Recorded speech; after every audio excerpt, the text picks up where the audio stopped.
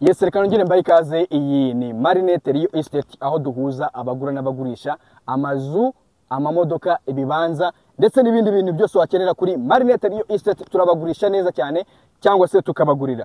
Aha tuhagaze ni mu karere ka Nyarugenge, mu murenge wa Mageragere. Turi muri site ya Nyarufunzo, aho dufite ikibanza cyiza cyane, ni imari ishyushye. Uyu ni umuhanda muri kureba. Iki kibanza gikora hano ku muhanda, gihera hano kuhera hano gutya mu butambike, gifite 30.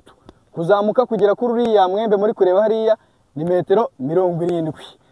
Byose hamwe bigahura n'ibihumbi 2,100. Yes. Iki kibanza rero kiri ku mafaranga makeya cyane, amafaranga makeya cyane. Nimba uri umugabo uzi ko ufite amafaranga, aya mafaranga ushobora kuba wayahonga umugore. Wayaguramo ikibanza. N'abagore narabimenye namwe musigemo yahonga abagabo nawe, aho kugira ngo yahonga umugabo ngo yagure kino kibanza. Najya ngo mbibutse rero, iki kibanza ahantu gihagaze muri kubona hano hejuru mureba, ni kwirebero ahitwa mu Kigarama. Ye baba we, mbega imari ishyushye hamwe na Marinette rero Real Estate.